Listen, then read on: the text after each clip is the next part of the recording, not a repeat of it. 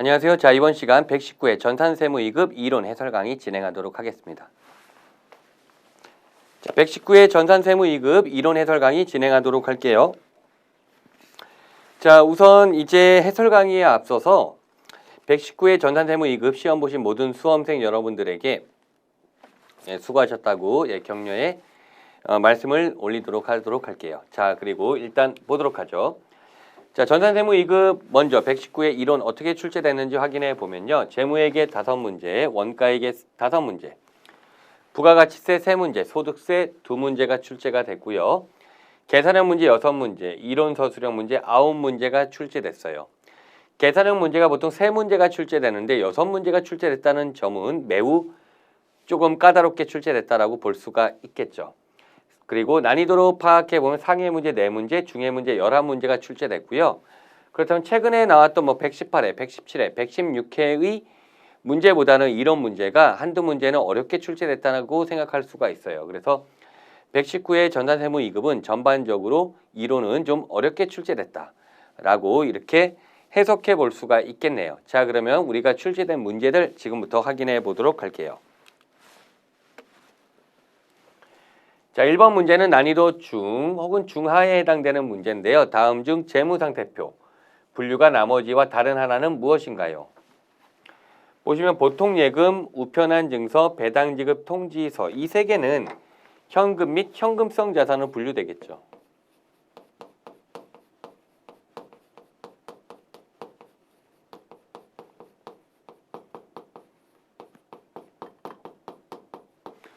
반면에 당좌 차월이라고 하는 것은 단기 차입금으로 분류되죠.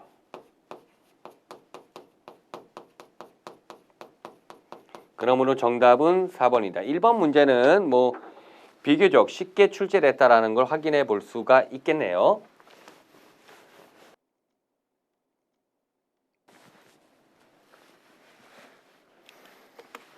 자, 2번 문제는 일반 기업회계 기준상 거래 형태별 수익인식 시점에 가장 옳지 않은 것은 수익인식 시점에 대해서 우리가 암기나 내용 정리가 되어야 되겠죠. 1번 입장권 판매, 입장권을 판매하는 시점에 수익인식한다. 입장권 판매의 경우에는 입장권을 판매하는 시점이 아니죠. 행사가 개최되는 시점에 수익인식하죠.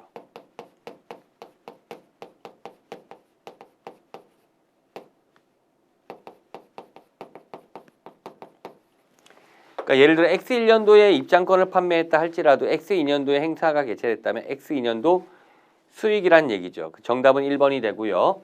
수강료 수익은 강의 기간에 걸쳐 우리가 발생주의에 따라 수익 인식하고요. 배당금 수익은 배당금을 받을 권리와 금액이 확정되는 시점에 수익을 인식하겠죠. 설치검사 조건부 판매의 경우에는 설치검사가 완료될 때 수익을 인식하겠죠. 원칙적으로. 예.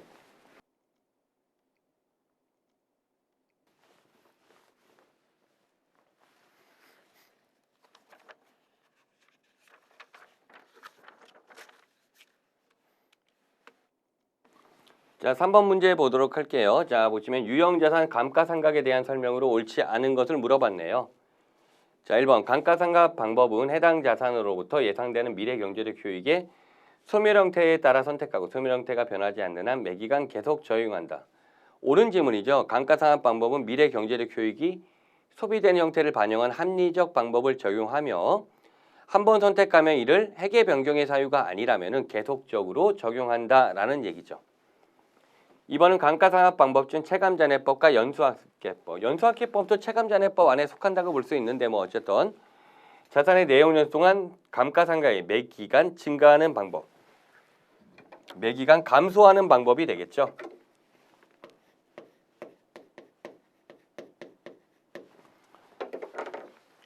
그래서 우리가 이론 때 제가 그림을 그려본 적이 있는데 한번 그려볼게요.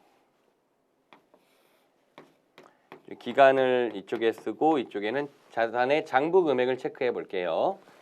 정해법이라면 이때 직선으로 떨어졌거든요. 직선이란 건 매기간 떨어지는 게 동일하다는 얘기고요. 체감잔해법을 한번 표시해 본다면은 체감잔해법은 이렇게 곡선으로 표시할 수 있거든요. 이런 식으로. 그렇다면 이게 무엇을 의미하냐? 매기간 떨어지는 감가상각, 초기에는 크고 후기로 갈수록 적게 상각하는 방법, 이게 체감잔해법이라는 얘기죠. 그러므로 여기 보면은 감가상각액이 매기간 증가가 아니라 감소하는 방법이 된다는 얘기고요. 여기서 3번은 좀 중상 정도 되는 문제라 볼 수가 있겠네요. 3번 내용연수 도중 자산 사용을 중단하고 처분 예정인 유형자산. 자, 이 경우에는 우리가 여기 사용을 중단한 시점에 장부 금액으로 표시가 된다는 얘기고요. 더 이상 감가상각을 하지 않게 돼요. 4번은 내용연 도중 사용을 중단하였으나 장래 사용을 재개할 예정인 유형자산에 대해서는 이게 조업이 일시 중단된 경우를 말하는데 감가상각하되 상가액을 영업의 비용으로 처리한다라는 얘기죠.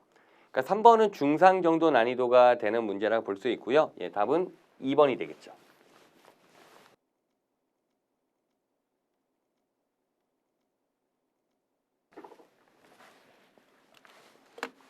4번은 자, 회계 정보의 질적 특성, 목적 적합성과 신뢰성의 사례로 옳지 않은 것을 물어보네요. 자, 이런 게 우리가 정리를 한 적이 있었죠. 목적 적합성, 신뢰성. 보시면은 수익 인식과 관련돼서는 진행 기준이 완성 기준보다 목적 적합하다 말할 수가 있겠죠. 옳은 표현이 되고요. 자산의 평가 방법으로 본다면 여기 공정가치법, 시가법이 원가법보다 좀 더 목적 적합하다 말할 수 있고요.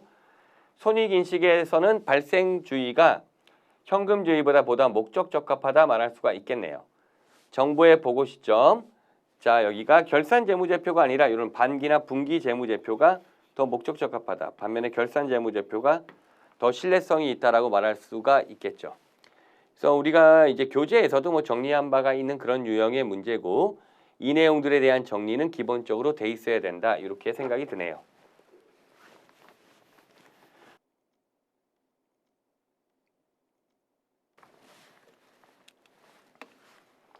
(5번) 아래의 자료에서 기말 재고 자산에 포함해야 할 금액은 얼마인가요? 단 창고 재고 금액은 고려하지 않는다. 자, 그러면 도착지 인도 조건으로 매입한 미착 상품. 자, 우리가 매입자 입장이 된다는 얘기죠. 근데 선적지 인도 조건이 우리 회사 재고니까요. 도착지 인도 조건은 우리 회사 재고가 아닌 거겠죠. 담보로 제공한 저당 상품, 저당권이 실행되지 않았다면 우리 회사 재고 자산이 되는 거겠죠. 기말 현재 구매자가 구매 의사 표시하지 않는 시성품은 회사의 재고 자산이 되겠죠. 고객에게 인도된 할부로 판매한 상품, 할부 판매는 인도할 때 수익 인식하니까 우리 회사 재고가 아니겠죠. 그래서 정답은 900만 원, 1번이 정답이 돼요. 5번도 중 혹은 중상 정도 되는 문제인데 뭐 아주 어려운 문제라고 볼 수는 없겠네요.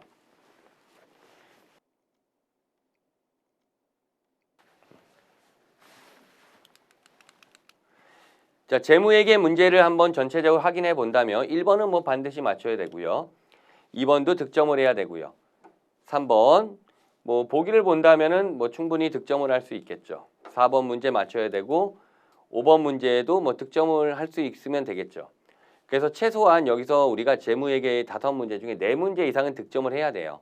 5문제를 다 맞췄으면 좋겠지만은 그렇다 하더라도 최소로 본다면 4문제. 여기서 4문제를 못 맞추면은 12문제 이상 득점은 어려워요. 실질적으로 난이도 상의 문제는 현재 재무회계에서 출제되지 않았거든요. 자, 이제 원가회계 문제들 보도록 할게요. 6번 문제. 이 문제 난이도 중으로 배치했지만 어떻게 본다면은 중상 정도 문제가 돼요. 다음 자료를 이용하여 기초 원가를 계산하면 얼마인가요?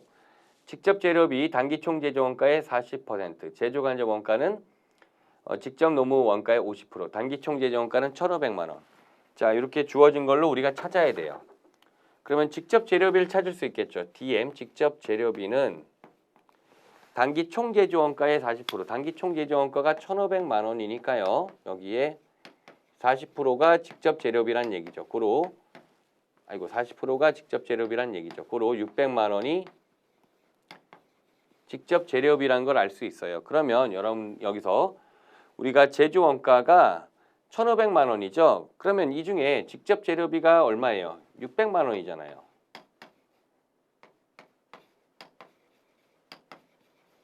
직접 노무비와 제조 간접비는 모른다 하더라도 이 합계가 1,500만 원이 된다는 얘기예요.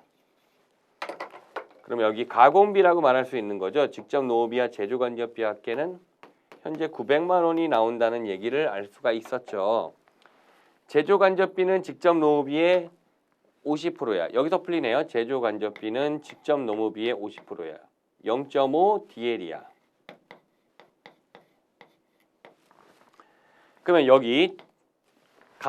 여기서 이제 접근할 수 있겠죠. 가공비는 900만 원인데 직접 노후비는 DL, 제조간접비를 0.5 DL. 이게 900만 원이야. 이렇게 볼 수 있겠죠. 좀 정리하면 1.5 DL은 900만 원이야. 이렇게 정리가 되고요. DL은 900만 원 나누기 1.5가 된다는 얘기죠. 자, 이렇게 하면 DL은 600만 원이 나와요. 직접 노후비는. 그리고 여기 기본원가 나왔죠. 기본원가, 기초원가는 직접 재료비와 직접 노후비 합계니까요. 600만 원 직접 재료비, 직접 노후비 600만 원 합계 1200만 원이 되겠죠. 그래서 이 문제는 시계 이항을 정확하게 잘 할 수 있어야 되니까 이런 게 뭐 기본적으로 어렵지 않다면은 쉬운 문제도 될 수 있고요. 중정도 문제. 근데 이런 부분이 좀 약한 분들한테는 중상 이상의 문제도 될 수가 있었네요.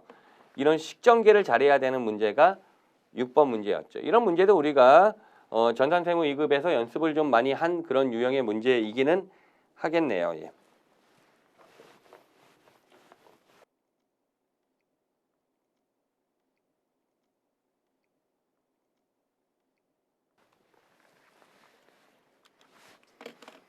(7번) 문제. 다음 설명 중 옳은 것을 물어봤네요. 자, 기말제용품이 기초제용품보다 크다. 자, 이런 문제가 나오면은 여러분들이 제공품 계정을 그려놓고서 판단해 주시면 돼요.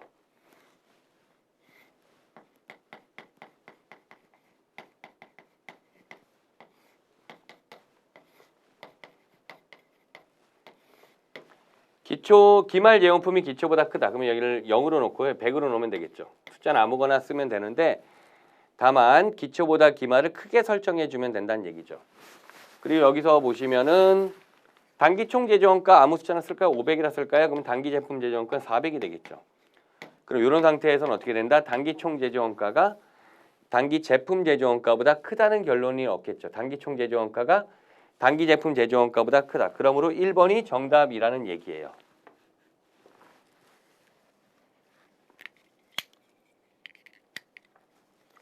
자, 기본 원가는 직접 노무비와 그 다음에 제조간접비가 아니라 직접 재료비죠. 두 개 합계죠. 제조원가 명세서는 기말 제품이 표시되지 않겠죠. 제조원가 명세서는 제가 원재료 계정과 제공품 계정이라 얘기한 바가 있었죠. 그러면 제조원가 명세서에서는 원재료와 제공품에서 알 수 없는 정보, 즉 제품 정보는 알 수가 없다는 얘기죠. 단기 총 제조원가는 직접 재료비, 직접 노후비, 그리고 가공비가 아니라 제조간접비의 합계 금액이 된다는 얘기죠. 어떻게 본다면 뭐 기본적인 문제라 볼 수 있지만은 그래도 약간의 응용 능력을 갖고 있는 문제니까 원가회계를 어느 정도 할 수 있는 분들이 득점할 수 있는 문제가 되겠네요.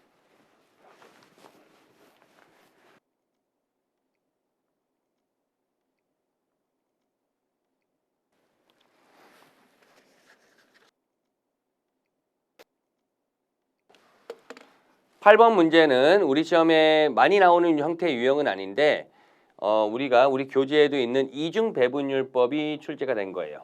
그래서 이중 배분율법 문제가 나온다면은 바로 이렇게 하면 되겠죠.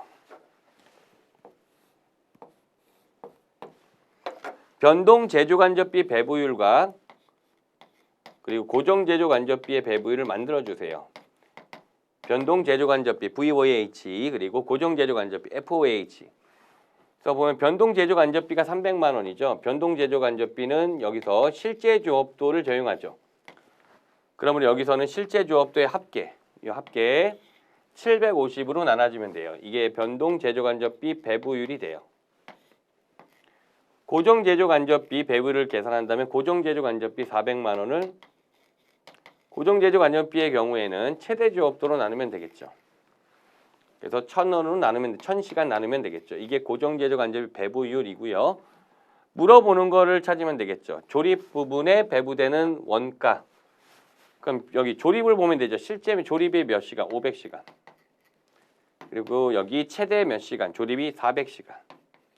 이렇게 계산을 해주면 돼요.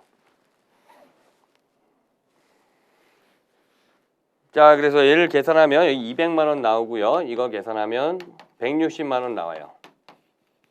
이 합계가 이 문제 답이 되겠죠. 360만 원이 정답이 되겠네요. 그래서 이중배분율법 그 자체는 어렵지 않은 형태의 문제라 볼 수는 있어요. 이중배분율법의 경우에는. 자, 그렇지만은 그렇게 많이 나오는 유형은 아니니까 여러분 정리를 잘 해줘야 되겠죠. 바로 변동재조간접 배부율, 고정재조간 배부율 우리가 계산하고 변동비에는 실제조업도, 고정비에는 최대조업도를 적용한다는 게 포인트가 되겠죠. 그래서 우리가 교재에서도 이 내용을 정리한 바가 있었죠.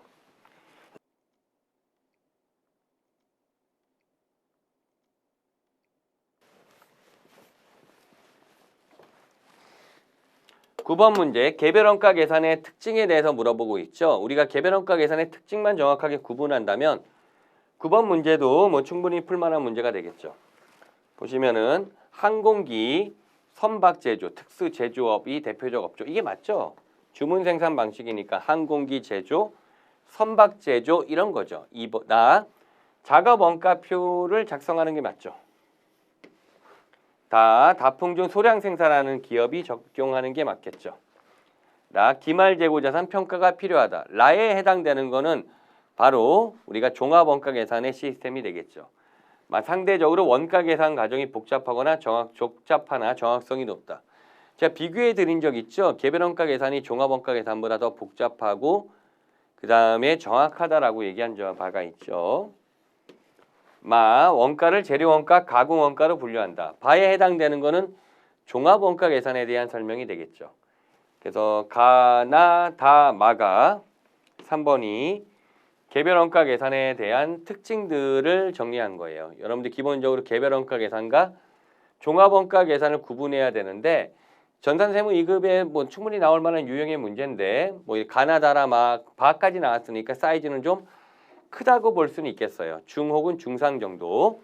또 원가액의 문제가 보시면은 생각보다 만만치 않다. 어떻게 보면 잘 준비 안 했으면은 절반 맞추기도 어려울 수도 있었겠다라는 생각도 불현듯 좀 드는 문제고요. 10번 문제의 경우에는 자, 옳은 걸 물어보네요. 공손과 관련된 걸 물어보고 사실 그 중 혹은 중상 그 사이에 있는 문제인데 상으로 배치했지만 자, 우리가 이 공손 문제 나오면 물량 먼저 그린다 그랬죠. 제공품 물량을 그려주세요.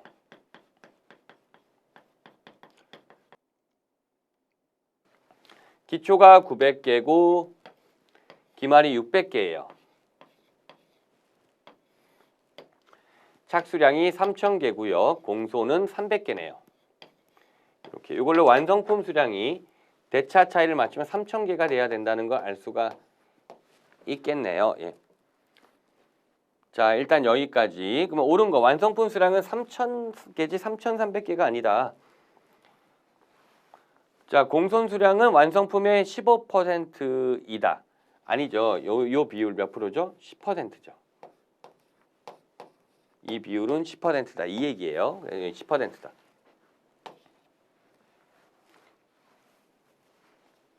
자, 완성 여기 보면 3번이 10%가 정상 공손이다. 이 공손 중에서 정상 공손과 비정상 공손 나누는데 완성품의 10% 이거는 사례를 따라가는 거예요. 10%가 정상 공손이다. 그럼 비정상 공손은 제로가 된다는 얘기잖아요. 4번은 좀 다른 얘기를 하고 있어요. 완성품의 7%가 정상 공손이야. 그러니까 3번이 정답이고요. 7%가 정상 공손이야. 3000개의 7%, 210개가 정상 공손이야. 나머지 비정상 공손은 300개가 돼야 되니까 90개가 된다는 얘기죠. 그래서 비정상 공손은 90개가 된다는 얘기죠. 여러 가지 사례형으로 물어본 형태 문제이기 때문에 정답이 3번이 되고 상으로 배치한 건데 그렇게 어려운 문제는 아니에요.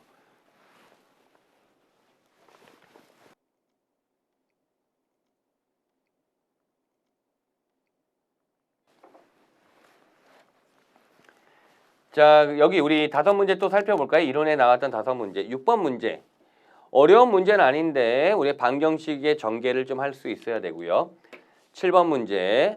어려운 문제는 아니다. 충분히 풀 수 있는 문제다. 8번 이중 배분율법 문제. 9번 개별원가 계산의 특징. 10번 공손에 대한 문제가 출제가 됐다. 뭐 어려운 공손은 아니잖아요. 검사 시점이 있는 공손은 아니지만은 여러 가지 각도에서 물어봤다. 그러니까 이제 여기서 충분히 우리가 4문제 이상을 득점할 수 있으면은 우리의 목표치인 15개 중에 12개 이상을 득점할 수 있는데 만약 원가액에서 만약에 무너졌다라고 한다면 제가 볼 때는 절반 이상도 못 맞출 수도 있어요. 그런 분들은 10개를 말하는 게 아니라 8개 맞추기도 어려워져. 그러면 뭐 한 8개 맞추면은 16점밖에 득점 안 되니까요. 굉장히 치명적이에요. 그래서 여러분들이 혹시 전산세무 이거 이번에 좀 성적이 좀 안 나오신 분들 그런 분들은 이론을 좀 더 이번 기회에 타이트하게 좀 정리를 해주세요. 이론을 좀 빡세게 타이트하게 정리를 해주셔야 이 다음 시험에 여러분들이 잘 대비하실 수가 있거든요. 그러니까 이론에 대해서 잘 정리를 해주시길 바란다라고 제가 이제 당부의 말씀을 드리도록 할게요. 자, 그러면 세법 문제 볼게요. 부가가치세. 자, 11번. 이 11번 좀 상이에요. 까다로울 수 있어요. 다음 중 부가가치세법상 세금 계산서 발급 시기에 대한 설명으로 가장 틀린 것을 물어봤네요. 한번 볼까요? 1번 기한 후 판매의 경우 기한이 지나 판매 확정된 때 세금 계산서를 발급해야 한다. 공급 시기 말한 거니까 기한 후 판매의 경우에는 기한이 지나 확정되는 시점이 맞겠죠. 제가 2번 좀 이따 볼게요. 3번 재화의 이동이 필요하지 아니한 경우 우리가 재화의 이동이 필요하면 인도 시점이 되고요. 이동이 필요하지 않으면은 재화는 사용 가능한 시점, 이용 가능하게 되었을 때가 되겠죠. 맞는 예의가 되고요. 4번 거래처별로 달의 1일부터 만일까지 기간 내에 사업자가 임의로 정한 기간의 공급가액을 합하여 그 기간의 종료일로부터 작성 연월일로 하여 재화의 공급일이 속하는 달에 다음 달 10일까지 세금 계산서를 발급할 수 있다. 4번에 대한 설명이 후 세금 계산서죠. 1여개월의 공급가액을 합치는 거죠. 그 달의 말일자를 그 말의 말일자를 작성 일자로 해서요. 그리고 세금 계산서는 다음 달 10일까지 발급할 수 있는 거죠. 그러니까 어느 정도 이 공급 시기가 정리된 분들은 1번, 3번, 4번은 옳다는 걸 확인을 해줘야 돼요. 그럼 답이 2번이 틀리다는 건데 재화의 공급 시기 전에 대가의 일부를 받은 때에는 그 대가 전부에 대해 세금에 발급할 수 있다. 이게 선세금 계산서에 대한 설명인데 얼핏 보면 맞는 말 같아요. 이게 답이 없네. 1, 2, 3, 4가 다 맞은 것 같은데 이렇게 생각할 수 있지만 정답은 2번인 게 이게 또 세법은 좀 디테일성도 실력이거든요. 재화의 공급 시기 전에 대가 일부분을 받을 때 그 대가의 전부가 아니라 그 일부 대가를 받은 부분에 대해서만 우리가 세금 계산서를 발급할 수가 있다라는 얘기예요. 그 대가를 받은 부분에 대해서만 세금 계산서를 발급할 수 있다. 그게 2번이 되는데 그래서 약간 까다로울 수 있지만은 여러분들 공급 시기 정리했으면 아까 제가 얘기했지만 1번, 3번, 4번이 맞다는 거 확인하면은 2번이 뭔가 이상하다는 걸 충분히 골라낼 수 있어야 돼요. 그 정도 실력은 돼야 되고.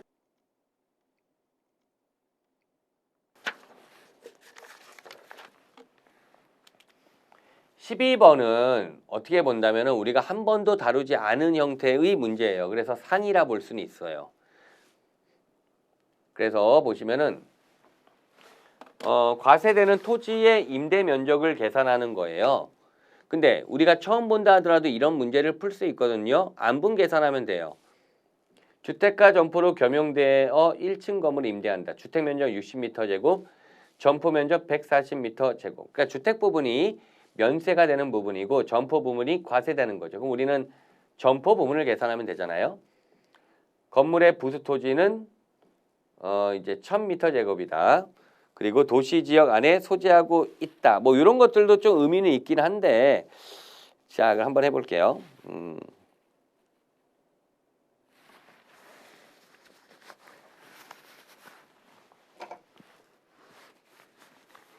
주택의 이제 면세 부분이에요. 주택 부분. 이게 둘 중에 작은 게 돼요. 미니멈. 그러니까 이 면세 부분. 일단은 주택 비율이에요. 주택에 대한 비율에 대해서 계산해요. 그럼 우리가 현재 1000m 제곱이 있죠. 1000이라 할게요. 전체 주택과 점포가 합쳐서 200이죠. 그중에 60. 이 부분이 주택에 대한 부분이 되겠죠. 그래서 이게 300m 제곱이 나오네요. 300m 제곱. 300이라 그냥 표현할게요. 그런데 이게 요 정도는 세무회계 이상에서만 정리하는데 좀 우리가 깊게 나왔어요. 여기 보면은 이거는 뭐 도시지역 안에 있다. 그러면 여기 한도가 있어요. 그게 뭐냐면은 주택 면적의 5배예요. 그래 60m 제곱의 5배가 한도야. 근데 여기는 한도에 걸리게 주진 않았어요. 어쨌든 주택이 300이 돼요. 그건 이제 과세되는 거는 전체 1000m 제곱 중에서 주택 면세를 뺀 700m 제곱이 과세가 된다는 얘기죠. 여기 토지의 임대 면적 중에서 주택의 임대는 면세, 점포의 임대는 과세가 된다라는 얘기가 돼요. 그래서 답이 700m 제곱. 사실은 12번은 좀 틀리라고 냈다라고 볼 수도 있겠어요. 사실은. 좀 맞추기가 쉬운 유형의 문제는 아니에요. 우리가 얘를 너무 지엽적인 내용이라 이거에 대해 설명을 하고 있지는 않지만 근데 안분 계산에 대한 개념만 있어도 답이 어느 정도 도달은 가능하다고 보는데 하지만 좀 맞추기는 어려운 형태의 문제였다. 뭐 그 정도로만 설명하도록 할게요.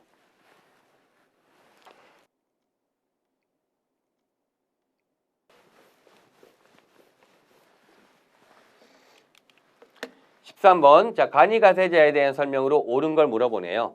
간이가세자 규정 중요하겠죠. 1번 법인도 신규 법인에 한해서는 간이가세자 가능하다. 법인은 절대로 간이가세가 할 수 없다는 얘기. 그러니까 1번은 완전히 틀렸다.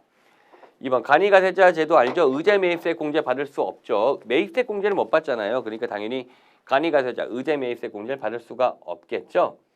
3번 간이가세자는 해당 과세기간에 대한 공급 대가가 4,800만 원 미만인 경우 납부 의무가 면제된다. 이게 옳은 말이죠. 그래서 간이 중에서 영세한 간이 이게 공급 대가에 4,800만 원 미만인 경우죠. 3번이 정답이고요. 4번은 간이가세자의 경우 납부세액은 공급가액의 업종별 부가가치율을 곱한 후 다시 10%를 곱하여 계산한다. 얼추 맞는 말 같은데 간이가세자 규정은 공급가액으로 하는 건 없어요. 전부 다 공급 대가가 되겠죠. 공급 대가의 업종별 부가가치율 곱하고 여기에 10%가 바로 납부세액이 계산이 되는 거죠. 그래서 정답이 3번이 돼요. 그러니까 이 문제도 뭐 중상 정도 되는 문제죠. 그럼 부가가치세 문제를 한번 전체적으로 봐볼게요. 11번. 12번은 좀 틀리라 낼 수도 있는 거고 13번 이렇게 나왔으니까 이 세 문제 중에 하나 정도, 그러니까 두 문제 이상은 득점을 할 수 있어야 돼요. 그러니까 부가가치세 만만치 않잖아. 지금 보시면 소득세 역시 만만치 않은 문제가 나왔는데 사실은 이런 문제는 문제에서 다 계산해 준 건데 약간 문제가 12번과 14번은 전산세무회계 스타일 문제는 아니에요. 약간 세무회계나 아니면 재경관리사의 세무회계 같은 문제 스타일로 출제가 됐다라고 볼 수 있는데요. 산출세액을 계산하면 얼마인가요? 그리고 산출세액을 계산할 수 있는 구조를 좀 알려줬는데 자, 이 문제는 역시 마찬가지로 득점하기는 쉽지 않을 수 있어요. 자, 보시면 일단 금융소득에 대해서 나왔죠. 2천만 원 미만이면은 분리과세 돼요. 국내 이자라고 되어 있죠. 무조건 종합과세인 경우가 없어요. 선택적 종합과세 대상이죠. 그러니까 얘는 선택적이 아니라 이제 어쨌든 얘는 이제 일정 요건 충족 시 종합과세가 되는 거잖아요. 그 2천만 원이죠. 2천만 원. 2천만 원 이상이면 종합과세, 미만이면 분리과세. 분리과세 되니까 종합소득이 아니고요. 사업소득 들어가고요. 기타 소득 들어가고요. 일단 여기까지. 그러면 우리가 종합소득 금액 있죠. 종합소득 금액 써보자. 구조로. 종합소득 금액.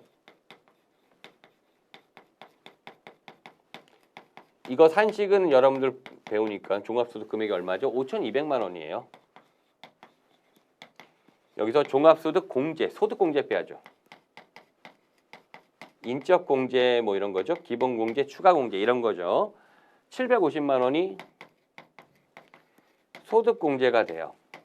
이게 과세 표준이 돼요. 종합소득 과세 표준이 된다는 얘기죠. 그러니까 이 문제가 틀릴 가능성이 좀 높아요. 함정이 많아요. 차감하면 4,450만 원이 과세 표준이 돼요. 여기에 세율 곱하죠. 세율 곱한 거. 이게 산출세액이죠.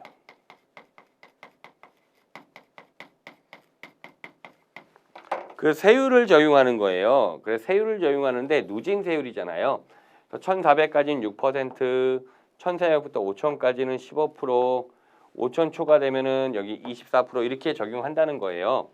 4,450만 원이니까 어디죠? 바로 여기죠. 5천만 원 요 사이가 적용되죠. 근데 이게 누진 세율을 적용해서 계산해도 되는데 여기 간단식을 제시한 거예요. 누진 공제액 이런 식으로 나와서 그러면 어떻게 계산하냐면 이렇게 계산해요.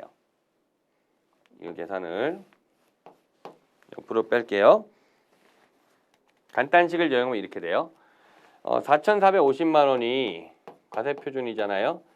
저 구간에서 15% 구간이 된 거죠. 저 구간에 속하니까 15%를 곱해요. 간단세율 여기 빼는 거가 얼마다? 그게 126만 원이다. 이렇게 해서 산출세액을 계산하라는 얘기예요. 계산하면 541만 5천 원 나와요. 이게 541만 5천 원이 나와요. 정답은 541만 5천 원이 2번이 산출세액이 정답이 되는 거고요. 여기서 또 함정이 있어요. 세액공제 있죠. 종합소득 세액공제. 만약에 이걸 계산해서 뺐다. 120만 원이죠. 421만 5천 원. 1번이 되겠네. 그러면 421만 5천 원. 얘가 누구냐? 얘는 산출세액이 아니라 결정세액이 돼요. 종합소득 결정세액. 그러니까 1번을 정답으로 하신 분들이 있다면은 그분들은 산출세액과 결정세액을 구분하지 못한 거죠. 그러니까 이 문제가 어려워 좀. 일단 종합소득 금액을 찾는다. 여기서 금융소득이 안 들어가는 거 확인해야 되고 이렇게 두 개. 그리고 과세표준 찾기 위해 소득공제. 물론 이건 계산하지 않지만 바로 뺐고요. 그리고 우리가 이 과세표준 산출세액 계산하는 거. 누진세율 적용하는데 얘는 좀 알려줬죠. 예. 그래 나온 게 산출세액이다. 여기서 세액공제 빼면 결정세액이다. 근데 우리가 이 소득세 계산 구조에 대해 설명은 드리는데 직접 계산을 하진 않았기 때문에 좀 까다로울 수 있지만 이 문제를 통해서 계산 구조 학습하면 될 것 같아요. 아마도 이번에 출제하신 세무사님이 좀 세무회계 문제를 많이 참고해서 문제를 낸 것 같아. 우리 전산세무 2급에서. 그래서 사실은 약간 이건 전산세무 2급의 유형에 안 맞는 문제가 두 문제가 출제됐다. 그게 12번과 14번. 그런데 내면 할 수가 없거든요. 냈다고 해서 오류라고 보긴 좀 어려우니까. 왜냐면 우리 시험 범위 안에 속해 있으니까. 그래서 약간 그런 문제들이 출제됐다라고 볼 수 있어요. 그렇다고 우리가 마냥 이 출제 범위를 넓히는 거는 좋지 않거든요. 그래서 한번 보는 정도에서 정리하면 될 것 같아요.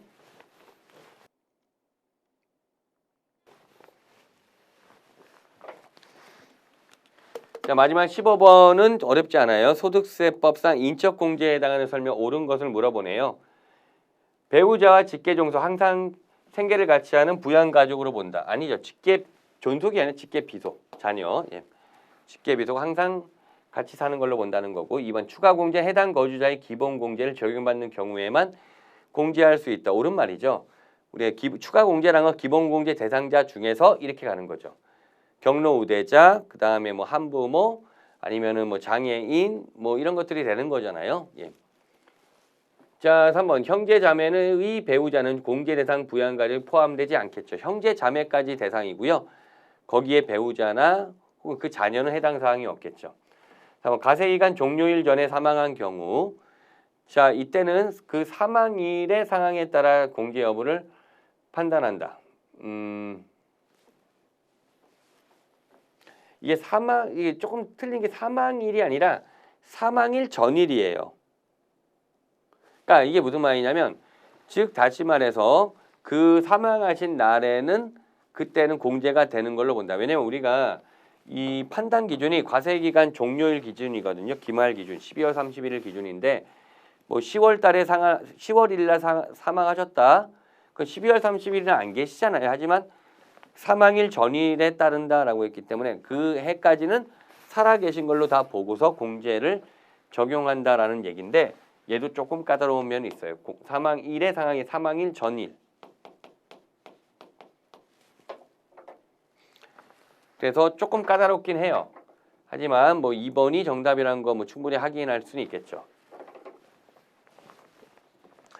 자, 그럼 여기 소득세 문제도 좀 까다로웠고요. 전반적으로 난이도를 한번 좀 살펴보면 어렵다고 볼 수 있는데 재무회계 문제는 제가 볼 때는 5문제 중에 5문제를 다 득점을 했어야 돼요. 사실은 5분의 5 혹은 4문제 이 정도는 혹은 4문제 그리고 원가회계 문제 얘도 욕심 같으면은 다 맞췄으면 좋겠는데 얘도 4문제 이상은 득점을 해야 돼요. 약간 계산을 풀 수 있어야 되겠죠. 경우에 따라서 3문제까지도 나올 수 있겠네요. 부가가치세 3문제 중에 뭐 2문제 이상은 득점을 해야 돼요. 뭐 12번은 뭐 틀릴 수도 있다. 우리가 뭐 다 맞추는 시험은 아니니까. 그럼에도 불구하고 여기 실수가 나와서 하나 맞추면은 곤란해진다는 거죠. 소득세 2문 중에 뭐 2문제, 1문제는 득점을 해야지 최소. 자, 이렇게 득점했다. 네, 최고점을 맞았다 해볼까요? 그럼 5, 2, 1 이렇게 해야 13개밖에 득점 못해요. 근데 여기서 최저점으로 맞았다 해볼까요? 그럼 어떻게 돼? 4 이것도 못한 건 아니잖아. 3, 7, 8, 9 9야. 10개도 못 맞춰. 그래서 이번 시험에는 이론이 제가 볼 때는 한 12개 목표인데 한 10개 정도만 맞춰도 어느 정도 이름만 보면 잘했다라고 볼 수는 있어요.